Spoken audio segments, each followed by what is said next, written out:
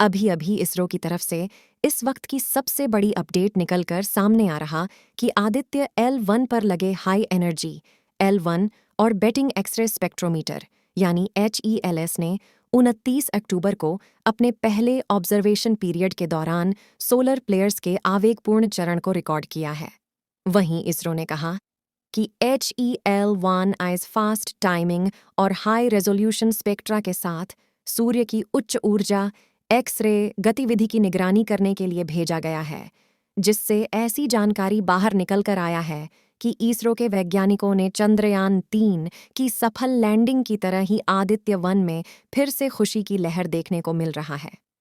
दोस्तों, अब आखिर आदित्य L1 मिशन HELS ने सोलर प्लेयर्स की पहली हाई एनर्जी एक्स-रे झलक कैद की इस मिशन की। यह एक अहम उपलब्धि माना जा रहा है। आदित्य की सबसे बड़ी कामयाबी मिली दोस्तों, जिससे करोड़ों भारतीय जिसके लिए बेसब्री से इंतजार कर रहे थे, उनके चेहरे पर अब खुशहाली देखने को मिल रहे हैं। और इस कारनामे को करने के बाद इसरो के वैज्ञानिक अपने आप पर गर्व महसूस कर रहे हैं। भारत के द्वारा भेजा गया आदित्य सूफियान भी अपने मिशन में लगातार सफलता हासिल करके तेजी से सूरज की ओर आगे बढ़ रहा है। लेकिन साथियों, आपको पता है, आदित्य-1 तेजी से आगे बढ़ते हुए अपनी राह एक बार फिर से भटक गया था।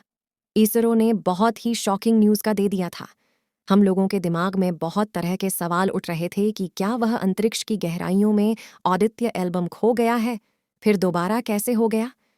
ऐसा आदित्य एल्बम क्या फिर एक बार राह पकड़ ली है? सूरज की तेज तापमान से खुद को कैसे बचाएगा? आदित्य हुआ क्या? सूर्य के रहस्य का अध्ययन करना काफी चुनौतीपूर्ण है दोस्तों। ऐसा ही जबरदस्त जानकारी जानने से पहले अगर आप एक सच्चे देशभक्त हैं तो इस वीडियो को एक लाइक जरूर कर दीजिए और कमेंट बॉक्स में इसरो की मेहनत और कामयाबी के लिए जय हिंद जय इसरो जरूर लिखें।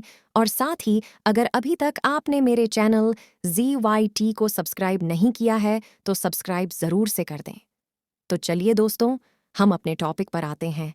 सूर्य के रहस्य का अध्ययन करना काफ़ी चुनौतीपूर्ण है, क्योंकि इसके सतह का तापमान 9,941 डिग्री फ़ारेनहाइट है। सूरज के बाहर बाहरी कोरोना का तापमान अभी तक मापा नहीं जा सका है। माना जाता है कि इसका तापमान लाखों डिग्री फ़ारेनहाइट होगा, जिससे सूरज के नज़दीक पहुंचना नामुमकिन है। इसी को देखते हुए आदित्य-1 पृथ्वी और सूर्य के बीच की कुल दूरी के लगभग 1% दूरी 15 लाख किलोमीटर पर मौजूद है। अलावा के पास की कक्षा तक जाएगा। इसरो के साइंटिस्ट का मानना है कि एवं बिना किसी बाधा के लगातार सूर्य के बारे में महत्वपूर्ण जानकारियां दे सकेगा। सूरज की तेज तापमान से खुद को बचाएगा। आदित्य L1 सूर्य के प्रचंड ताप से बचने के लिए आदित्य-1 में अत्याधुनिक प्रतिरोधी तकनीक लगाए गए हैं। इसके बाहरी हिस्से पर स्पेशल कोटिंग की गई जो सौर ताप से उसे बचाए रखेगा। इसके अलावा L1 में मजबूत हीट शील्ड और अन्य उपकरण भी लगाए गए हैं। इसी को देखते हुए आदित्य L1 पृथ्वी और सूर्य के बीच की कुल दूरी के लगभग 1% दूरी 15 लाख किलोमीटर पर मौजूद L1 के पास की कक्षा में स्थापित किया जाएगा। वहीं धरती पर बैठे इसरो के वैज्ञानिकों ने अपने आज तक के सबसे बड़े स्पेस मिशन आदित्य-1 को लॉन्च कर दिया था, जिसे इसरो के बाहुबली रॉकेट PSLV ने अंतरिक्ष में ले जाकर पृथ्वी के 400 किलोमीटर के ऑर्बिट में छोड़ दिया था। और अब आगे का सफर आदित्य पहलवान को अपने बलबूते पर करना था। और यह सफर कोई 20-22 दिन का नहीं, बल्कि पूरे 109 दिन और करीब 80 लाख किलोमीटर बड़ा था। इसलिए पूरी दुनिया की नज़र आदित्य-1 पर टिका हुआ था, क्योंकि इससे पहले इसरो सिर्फ एक बार मंगलयान मिशन के दौरान ही अपने यान को पृथ्वी से इतना दूर भेज पाया है। जिसके बाद हमें एक बड़ी खुशखबरी मिली कि 30 सितंबर के दिन इसरो के वैज्ञानिकों ने कमांड सेंटर में बैठकर एक बटन दबाया, जिससे आदित्य एल्बम ने अपने इंजन ऑन करके 40,000 किलोमीटर की तेज रफ्तार से पृथ्वी की गई वाली छाप छोड़ दी और L1 पॉइंट पर जाने के लंबे गैलेक्टिक हाईवे को पकड़ लिया। लेकिन वह कहते हैं ना कि ब्रह्मांड पर हमारा बिल्कुल भी कंट्रोल नहीं है और वहां अचानक से मुसीबतें अंतरिक्ष यान के दरवाजे पर दस्तक दे देती हैं। ऐसा ही कुछ हुआ आदित्य के साथ। जी हाँ, तो दोस्तों, अपनी राह में आगे बढ़ते हुए अचानक से भारत का सूर्य अपनी राह से भटक गया था और दूसरी तरफ निकल पड़ा था, जिससे इसरो की हेड ऑफिस में भगदड़ मच गया था। क्योंकि अगर कोई भी स्पेसक्राफ्ट अपनी राह में 1 डिग्री भी इधर उधर निकल जाए तो हजारों किलोमीटर की रफ्तार पर चलते हुए वह अपनी तय की गई मंजिल से काफी दूर निकल जाता है और फ्यूल की कमी होने की वजह से उसे इतना दूर से वापस भी नहीं लाया जा सकता है, जिससे पूरा मिशन फेल हो जाएगा। इसलिए इसी बीच अक्टूबर के दिन जब आदित्य L1 अपनी राह से भटका, तभी इसरो के एक कमांड सेंटर में इमरजेंसी से शुरू हो गया और इसरो के वैज्ञानिकों के पास आदित्य L1 की एक फैक्ट्री ठीक करने के लिए बस कुछ ही मिनट का समय बचा था। तो जल्दी से सभी वैज्ञानिकों ने अपने कंप्यूटर संभाले और परफेक्ट कैलकुलेशन करके तुरंत आदित्य 1 का इंजन फायर कर दिया, जिससे उसके तय किए गए हैंडल पर कर अपनी रफ्तार देखते ही देखते अपनी राह पर वापस आ गया। जी हाँ, इस बात की जानकारी देते हुए इसरो ने अपने ट्वीट में कहा कि 6 अक्टूबर के दिन हमने प्रोजेक्ट कलेक्शन बेनीवाल यानी CM को परफॉर्म किया था, जिसके लिए आदित्य 1 के इंजन को 16 सेकंड के लिए किया गया था। उन्होंने आगे बताया कि ट्रांस लाइब्रेरियन पॉइंट इन संचयन पड़ी क्रिया के बाद प्रोजेक्ट लिंकोपिंग कर उसे कैरेट करना अनिवार्य था, क्योंकि प्रोजेक्टर कलेक्शन बेनीवाल से सोल्यूशन होता सोलर पैनल की मदद से चार्ज होकर काम करेंगे और सामने की तरफ लगे पड़े एंटीना के जरिए research data ISRO command centre तक पहुंचाएंगे।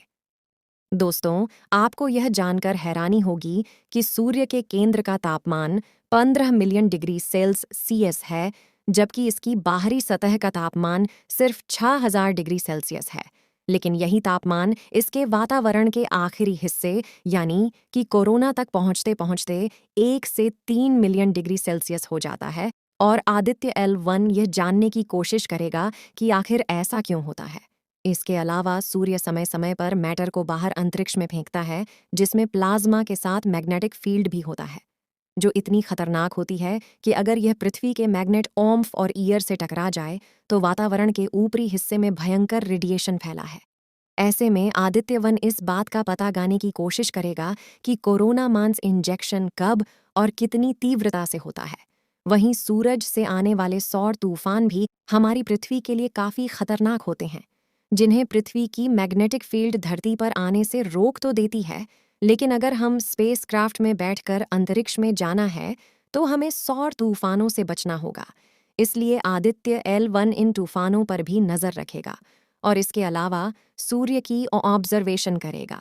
यानी कुल मिलाकर सूर्य आदित्य एल्बम सूरज की उम्र रहस्यों से पर्दा उठाएगा जो आज तक अनसुलझे हैं, और अपने काम के लिए वह सूरज से मिलने वाली ऊर्जा कमाल करेगा। 5 साल के मिशन के दौरान अंतरिक्ष यान एल्बम से ही सूर्य का अध्ययन करेगा। तेल 1 अंतरिक्ष में स्थित वह स्थान है जहां सूर्य और पृथ्वी का गुरुत्वाकर्षण बल समान होता है। एल्बम के पास की कक्षा में रखे गए सैटेलाइट से सूर्य को बिना किसी छाया लगातार देखा जा सकेगा। दोस्तों, इसरो के वैज्ञानिकों ने आदित्य 1 और चंद्रयान टीम की सफलता को देख जल्द ही भारत ने पहले मानव अंतरिक्ष मिशन गगनयान की भी टेस्टिंग 21 अक्टूबर को सफलतापूर्वक पूरा कर दिया गया है।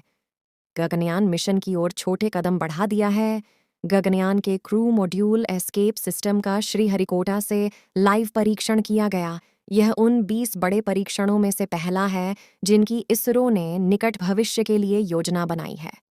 यह सब प्रधानमंत्री नरेंद्र मोदी के लक्ष्य को पूरा करने के प्रयास में है कि इसरो 2035 तक एक भारत अंतरिक्ष स्टेशन स्थापित करेगा और 2040 तक चंद्रमा पर भारतीय अंतरिक्ष यात्री को लॉन्च करेगा।